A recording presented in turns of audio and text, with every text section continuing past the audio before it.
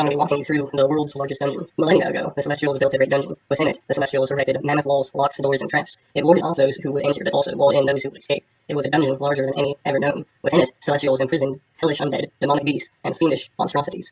It was a perfect construction. Before the first dwarf would ever be born to sculpt stone, angels and Celestials carved a work of art that no one would ever see. Perfect in every detail, it would stand inviolate for thousands of years, but none can say why the gods ordered demons and witches to be entombed and not destroyed, and in time, the gods would true their merry. Yes, the gods would true their merry. Therefore, it is our contention that lichen, dire rats, goblins, and dire boars make for an excellent food chain. That's what it's like when you have a store-bought campaign instead of making them yourself. Sure does make me think about a lot of things, Dungeons and Dragons. Makes me think about voices and their effect, and makes me think about writings and text, and maps, and lines, and illustrations, and, how long do you keep a steady state trance state imagining fantasy realms. So, you don't know how, but you've been teleported to a bunch of snowy mountain tops. Right above you is the sun, and it doesn't look like where you are. There is a day-night cycle. There is no day-night cycle. The sun is directly above you, and the clouds move around it sideways, circling the sun like a vortex or a whirl.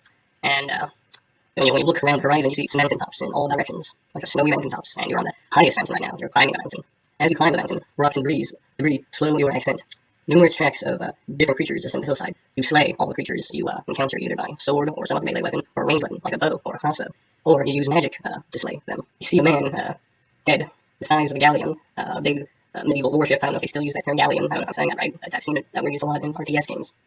The man is huge, like I said, the size of a galleon. He's already dead, and he is blocking, or no, not blocking, he's just next to the entrance to into the mountainside, a giant gate. Or no, I know actually no, it's just a protruding into the massive cave entrance, is what I have to say. And I am doing the worst job of playing Dungeons and Dragons at you into the camera. So he searched for the giant dead man, and he doesn't really have anything on him, but his pockets are filled with a bunch of notes of weird, arcane, not even arcane, but runic symbols, hard to describe, but lines, thousands of pages in his pockets, like an entire library's worth of scribblings all in his pockets.